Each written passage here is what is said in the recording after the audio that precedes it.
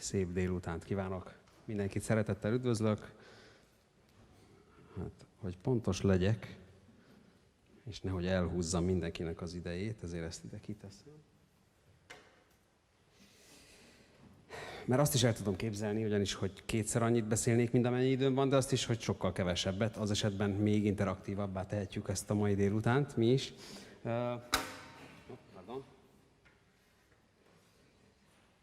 Nos, egy olyan műről szeretnék kicsit beszélni, és abba szeretném beavatni a tisztelt publikumot, amely azt hiszem méltón mondható, igazándiból egyedüli olyan mesterműnek a 20. századból, amely egy lapon említhető. Johann Sebastian Bach 3 szonátájával és 3 partitájával, melyet szólóhegedűre írt. Yehudi Menuhinnak írta Bartók Béla, New Yorkban élt már ilyenkor. Hosszú évek kihagyása után éppen, hogy csak újra elkezdett írni, épp befejezte a koncertót Paul Zachernek, és hát ilyen inspirációk kellettek neki, hogy elég komoly figurák a zene életből oda menjenek hozzá, és megkérjék, hogy írjon már nekik valamit. Na most, ha jól tudom, Jascha Heifetz akkoriban $9000 keresett a jobb koncertjein. Hát Yehudi Menuhin $300 ajánlott fel ezért a műért, tudomásom szerint 150-et előtte és 150-et utána, és ez akkor egy tisztességes összeg volt egy műért Bartók Bélánál. De hát mit gondolt Menuhin, hogy majd kap talán egy rapszódiányi művet, mint ugye írt 2 rapszódiát Szigetinek és Székelynek, annak a Székelynek, aki ezen a hegedűn játszott. És hát mi lett ebből? Megkapta az első levelet Menuhin, és egy 4 tételes szonáta várta őt. Óriási dolog. Amikor itt járt Menuhin, akkor hát joggal mondta, hogy tisztában van azzal, hogy mit köszönhet neki a 20. századi zenei élet ebből a szempontból, és a magyarok is. És nagyon is, hogy ez valóban így van. Na most azért született egy ilyen formájú mű, mert Bartók Béla hallotta Menuhint koncerten, ahol eljátszotta többek között Bach C-dur szólószonátáját. Na most ennek a szerkezetére alapul ez a mű is. Kicsit nagyobbra sikeredett a preludium, mert egy fuga előtt egy rövidebb fantáziát szoktak volt barokk időkben. Hát itt még nagyobbat tisztelget Bach előtt Bélánk, és egy olyan elsőtételt írt, melynek a címe Tempo di Ciaconna, amely előtt a nagy d-moll sakon előtt tisztelek. Bach egy darab sakont írt, ami mellesleg a leghosszabb tételére sikeredett. Most szerencsére ez nem olyan hosszú, hogy 15 perc is meg lehetne, attól függ, hogy játsszuk. Az egész mű olyan 24-25 perc, attól függ, hogy ki milyen gyorsan játsza, ki mennyit pihen a tételek között. Itt van ez a mű, ami abból a szempontból is tisztelek Bach előtt, hogy ugyanazzal az akkorddal kezdődik, mint a legelső szólószonáta, a G-moll szólószonáta, tehát és az egész darab is G-mollban van, főleg az első és az utolsó tétel. És körülbelül ennyit szerettem volna előtte elmondani, és most rögtön azzal kezdeném, amivel szoktam, mert ugye az egész beszélgetés, vagyis hogy most még elég egyoldalú, ez a beszélgetés, hát feltétlenül azt el szeretném mondani, hogy ez kizárólag az én véleményem, és nyugodtan bárki vitatkozhat. No, úgyhogy eljátszanék most egy igen ritkán hallott népi dallamot, és majd utána beszélünk.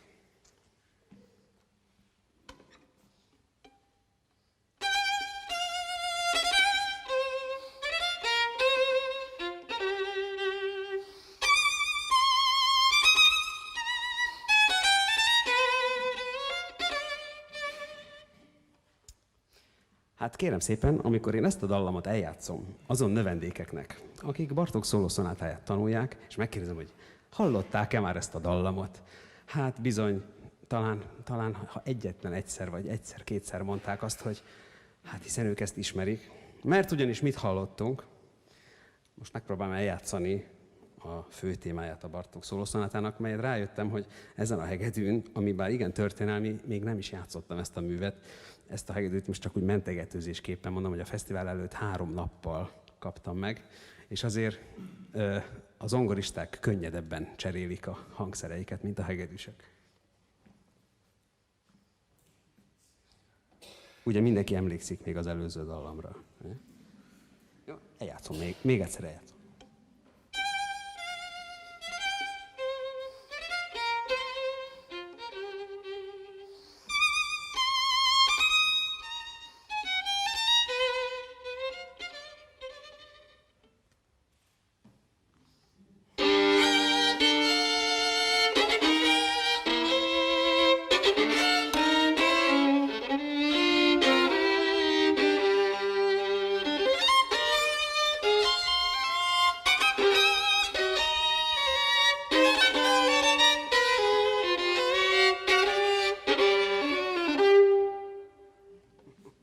Hát szóval így rejtette el Bartók azt a gyönyörű dallamot, melyet akár egy merészebb népi hegedűs le is írhatott volna saját kútfőjéből. És hát itt van még annyit fontos elmondani így a téma struktúrájáról, ugyanúgy 3/4 van, mint a démorsakon, maradjunk ennyiben. És ugyanúgy a szaraband tánclépés az alapja. Tehát bizony az 1, 2, 3, az nagyon, nagyon is fontos, mint ahogy mondjuk most gyorsan csak a sákon elejét. A sákon bizony egy üres 1-jel kezdődik, ott hiányzik az 1, de oda képzeljük, hogy 1.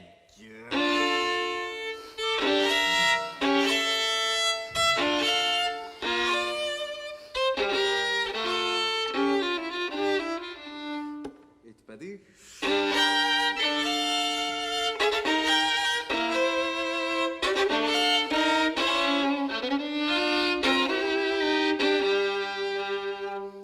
Ez ugyanaz a ritmus, mintha szarabandot játszanánk.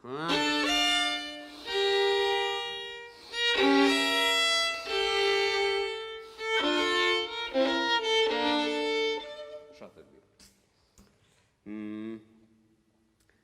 A főtémának ez csak az első fele volt, utána még bonyolizálja egy kicsit a történéseket azzal az ellenszólammal, amit már az elején is használ. Tehát például a 3. ütemben halljuk ezeket a pici hangokat, hát így is megy tovább.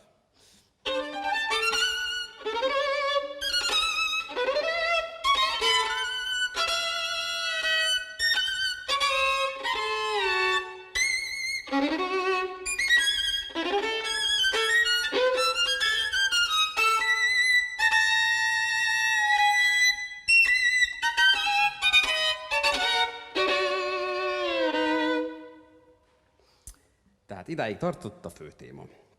Na most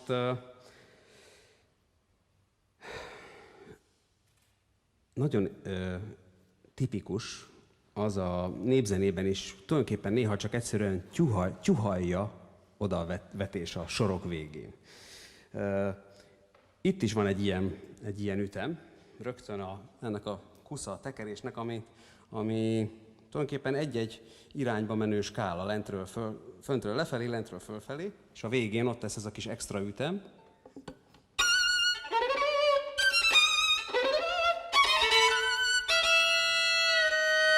Kitisztul, lezárja.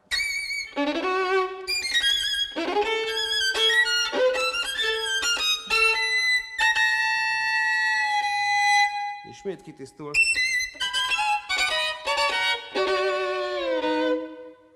És ismét van egy ilyen kis lezárás. Tehát az a vicc, hogy ugyanúgy 16 ütemre jött ki ez az egész, mint hogyha 2x8 ütem lenne, csak egy kicsit furfangos a 3., 4. sorban. Így megcifrázza a helyzetet. Utána jön egy melléktéma. Hát egy újabb tisztelgés Johann Sebastian Bach előtt. El is játszanám a híres D-moll hegedű verseny, amit úgy ismerünk, hogy csembaló verseny, de valójában mindenki tudja, hogy ezt eredetileg hegedűre írta. Mi sem bizonyítja jobban, mint ez az első kis közjáték.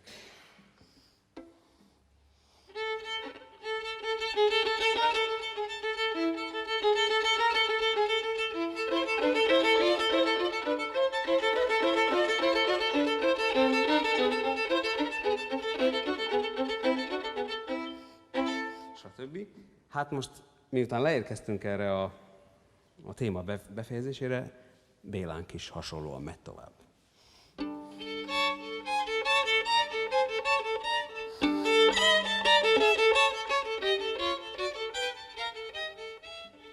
És így teker, és aztán idéz a témának egy kis részletéből. Tovább. Stb. És ez így megy tovább, csűri csavarja, míg ezt is le nem zárja. Igen, nem tudom, hogy hova jobb, ha ide beszélek, vagy nem beszélek ide, de lezárja a melléktémát egy ponttal a végén. Az így szól.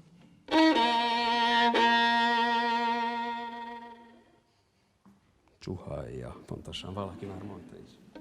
És ez mindjárt visszaköszön. Jön a záró téma. Igen.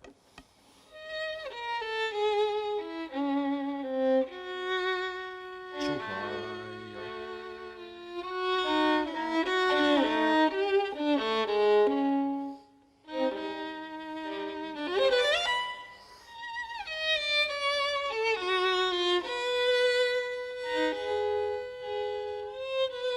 És már is mit hallottunk, a záró téma elindul egy igen szép kvárt, illetve kvint alapokon helyez nyugvó dallammal, és ez rögtön bizony egy kvint váltóval megy tovább, mint egy szép magyar népdal szintén. Elindul. Második sor. És aztán ezt is fejleszti tovább. Mellesleg az is elmondható, hogy egy karakterben is a középrésznek az ilyen repetitív hangulata után egy újabb éneklő, sőt, nagyon is, hogy éneklő záró témával zárja az expozíciót. Na most arról van szó, hogy ez a fő téma, melléktéma, záró téma, hogy amiről Kocsis Zoli beszélt tegnap előtt, amikor Bartók megtalálta úgymond a nagyformát, akkor hát spanyol viaszt talált meg, mert bizony ahhoz a szonáta formához nyúl, amit valójában Mozart alapozott meg Haydn után szabadon, és aztán Beethoven fejlesztette ki egészen a magas szintre. Tehát a beethoveni szerkesztés az tulajdonképpen a beethoveni vonós négyesek visszaköszönnek a szólószonátában is. Itt is van egy nagyon komoly főtémánk, melléktémánk, zárótémánk, és hát ez a hármas egység, ez úgy tűnik, hogy ezt jól esik hallgatni. Ugyanis kis részben is hármas egységről beszélünk, amit most elmondtam, utána most jön majd a kidolgozás, az a közép része a darabnak, és van egy visszatérés. Tehát valóban nagyon is, hogy klasszikus a mű szerkesztése. Miután befejeztük az expozíciót, ugye exponáltuk a műben történő legfőbb eseményeket, amikből aztán építkezik tovább. Hát úgy kezdi el a kidolgozást szintén, mint Lajosunk, mint Beethoven, ugyanis hát aki nem figyel igazán, vagy akinél nincs bekapcsolva az abszolút hallás, az azt is hihetné, hogy csak nem valami visszatérés féle, ami most történik. Hát ez ugye nagyon hasonló. Ez nagyon hasonló. Bizony most kezdődik a kidolgozása a műnek, ahogy mondjuk magyarul. A Beethoven hegedű verseny, az ugye így kezdődik a szóló részt tekintve. Viszont a kidolgozás pedig így kezdődik. Hát ott aztán tényleg nagyon kell figyelni, hogy most D-durban vagyunk, vagy C-durban vagyunk. Tehát itt is elindul a mű, minthogyha visszatérnénk.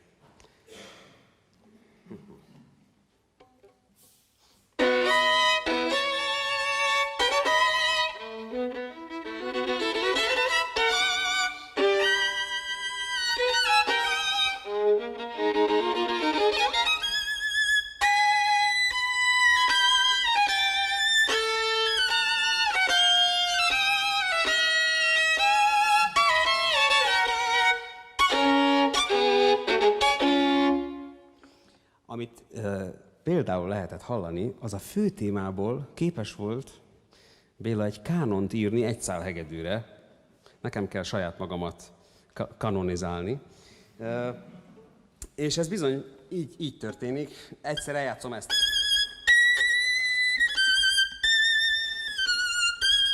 Stb. És alul meg egy ütéssel később.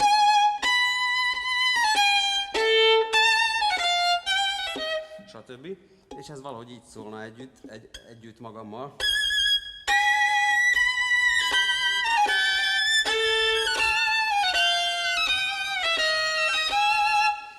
És hát még rengeteg ilyen furfangos dolog van, de gondoltam ez érdekes. Az idővel eléggé rosszul állunk, úgyhogy mennék is tovább. Nézzük csak, ami nagyon érdekes, hogy elrejti a tökéletes harmonikus rendet. A kidolgozásban teker sok felé ezzel a főtémának ezzel a részével.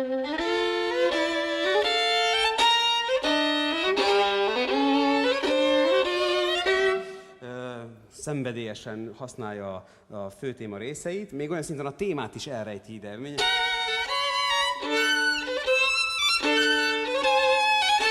Tehát megszólal a rend, megszólal a témafej. És aztán elindul egy teljesen új párbeszéd. Elég szenvedélyesen.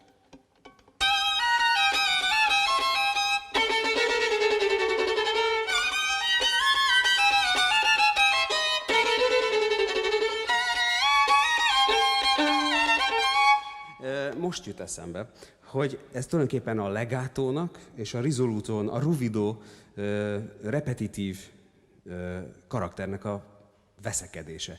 Erről még lesz példán későbbiekben. Tehát amit meg egyébként is tanítok, a hangok mögött mindig ugyanolyan történetek rejlenek, mint egy színdarabban. Ezért a növendékeimet mindig arra kérem, hogy ne ahhoz a színészhez akarjanak hasonlítani, akit amikor hallgatunk, akkor azt halljuk, hogy memorizálták a szöveget, és már egyszer megtanulták, hiszen a színésznek az a dolga, hogy elhitesse, hogy ugyanúgy improvizál, mint ahogy most én. Azért vicces lett volna, ezt most a szöveget én már megtanultam volna, akkor nagyon jó színész lennék, ugye? Na hát ezért nekünk is az a dolgunk, hogy nem, hogy megtaláljuk a történetet a hangok mögött, hanem a saját történetünket találjuk meg hűen a darabhoz. És hát itt is van egy ilyen vita. Ugye elképzelhetnénk akár egy színpadi balett jelenetet könnyedén, vagy akár egy olyan filmet, aminek egy valódi történetét szimbolizálnák ezek a karakterek. Hát ameddig épp az előbb értem, ott elértem az A hanghoz. Ezt a hangot tekerít mindig.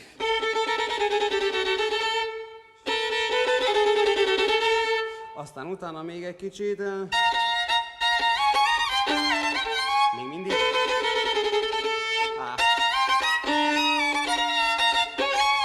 Hogy elkezdi a D hangot, tehát egy kvintet mentünk lefelé, a D hangot tekergeti.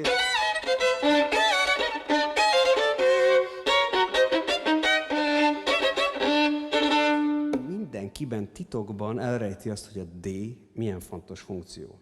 Hát a D az bizony a dominánsa, az vezet minket vissza majd az eredeti G-moll hangnemre, és amikor tekeri még így is,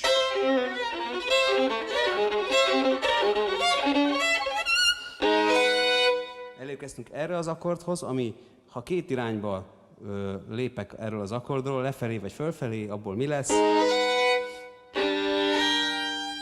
És visszaérünk a G-mollra, tehát nem vagyok zenetudós, se zenetörténész, se szólfész specialista, de mint minden remek mű, akár Leonardótól Picassoig, a tudósoknak is végletekig ad munkát, nagyon izgalmas munkát, ugyanúgy, mint ez a mű is, mégsem ezért szeretjük. Csak azért jó dolgok ezekről így tudni. Tehát visszaérkeztünk az eredeti hangnemhez, de hát azért Bartók is hű magához, azért pont ugyanúgy semmit nem hoz vissza a visszatérésben, hanem körülbelül így. Tehát.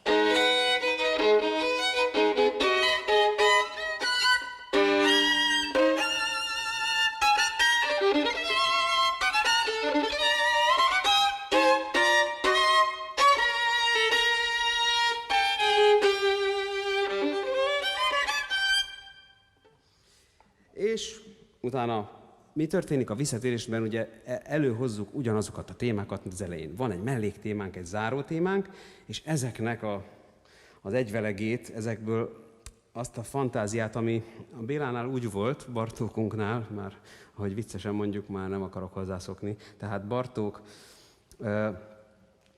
miután átengedte magát, hogy lehozza ezeket a témákat odaföntről, meg a földről, jártak a fejében, és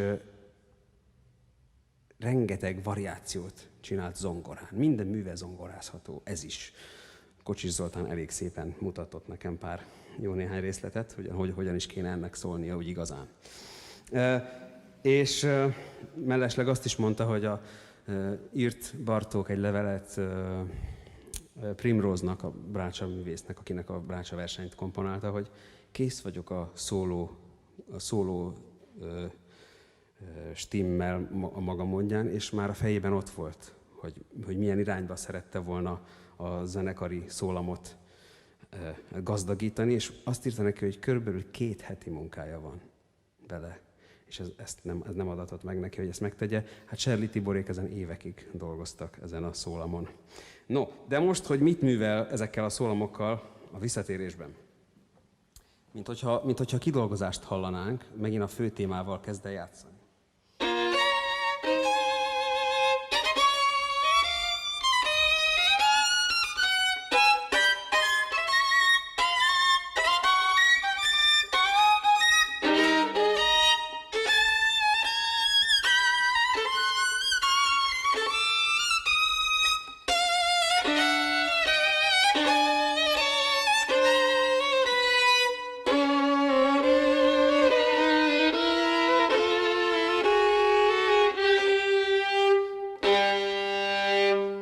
Visszakerültünk a G alaphangra. Itt tulajdonképpen nem történt más, mint az oktávot, vagyis a 8 hangot, illetve a 12 hangra lévő 2 ugyanazon hangot egymás irányába kezdte el kromatikusan vezetni.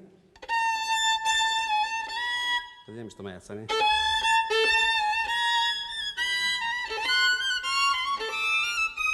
És lesz belőle egy tritónusz. Ugyanez. Lesz belőle egy oktáv. És mindezt a témának a fejével. És aztán visszahozza, olyan, mintha az 5-ös kvártettet hallanánk. Azt meg úgy kezdődik. Ez a kvártett. De aztán visszahozza megint a Bachi arpeggiós részét.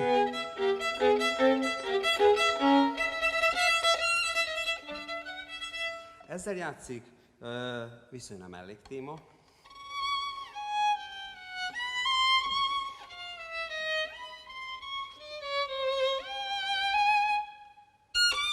Csuhajja. Igen, és van egy kódánk a végén. Na most, ha meghallgatjuk Bartók igen tragikus időkben írott műveit, akkor azt veszük észre, hogy a legvégük soha nem pesszimista. De most még csak az első tétel végén vagyunk, és itt igen szomorú a vége. Az a forma, ami a fő téma elején mondtam, hogy van egy ilyen, szintén a csuhajja motívum, hogy a sorok végén egy ilyen konklúzió, egy ilyen refrén, ami az elején így szólt, hogy is van? Vagy ta-tam, pa-pa-pam, pa-pam. No hát a kódát is ebből meríti.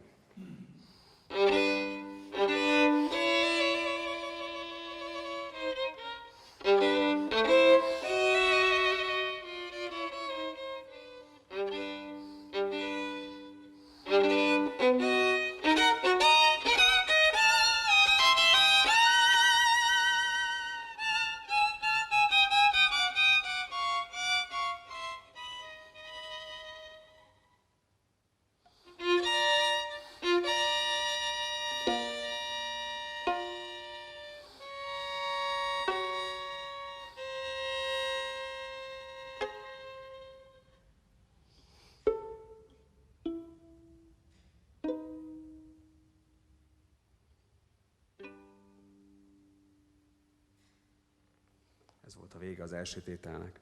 Na most, ahogyan újabb és újabb értelmet nyernek azok a remek művek, mint például Dostoyevsky, vagy Csehov, vagy Ibsen, vagy mondjuk például az Ulysses-t James Joyce-tól hát lehetetlennek tartom elolvasni, de hát biztos, hogy ha elolvasnám, akkor másodszor, harmadszor, tizedszerre sokkal többet jelentene. Hát ezt a művet is, ha minél többször meghalljuk, akkor esetleg észreveszünk, hogy a végén ez a pár pizzikátó, ez sem más, mint a záró téma. Hogy is volt a záró téma?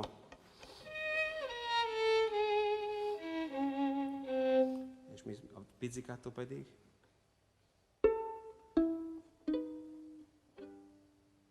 Csak kicsit lelassítva. No hát ilyesmik történnek itt az első tételben. Teljesen szonátaforma, egy tisztelgés. Na de mi történt azon a koncerten, ahol Menuhin hegedült? Hát ott a Bach C-dur szólószonátában a második tétel bizony egy komoly fuga. Az a fuga viszont csak 3 szólamú, de hát a 20. században már snasz lenne egy szál hegedűre csak 3 szólamú fugát írni, ezért Bartókunk a 4 szólamú fugával kísérletezik, és elég komoly sikerekkel jár. A fuga maga a 2 tercűségen alapul. Az első 3 hang már is azt a kérdést teszi fel, hogy ez most C-moll vagy C-dur.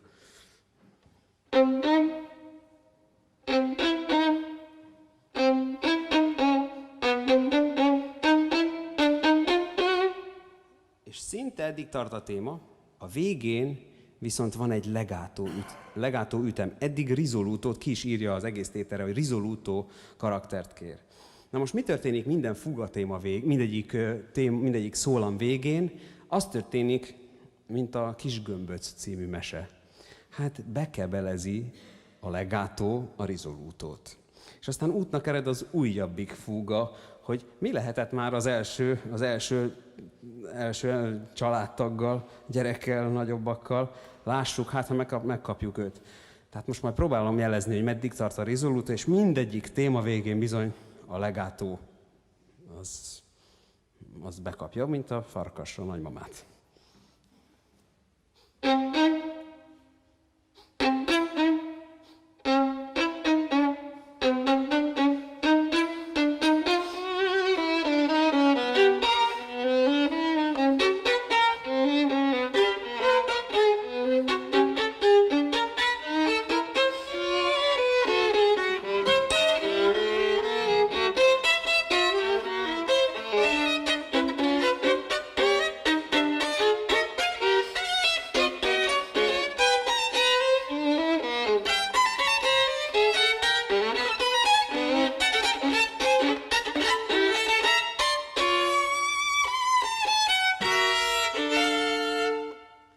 És győzött a legátó.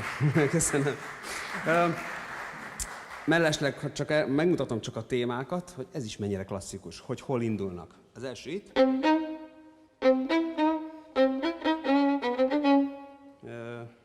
Hogy is van? Igen.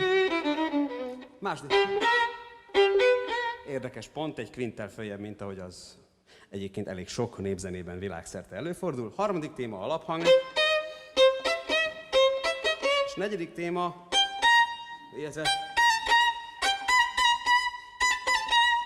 És így kisé elborultan, hát mégis győzedelmeskedik ugye a legátó. De kinek drukkolunk? Na, az majd a végén kiderül.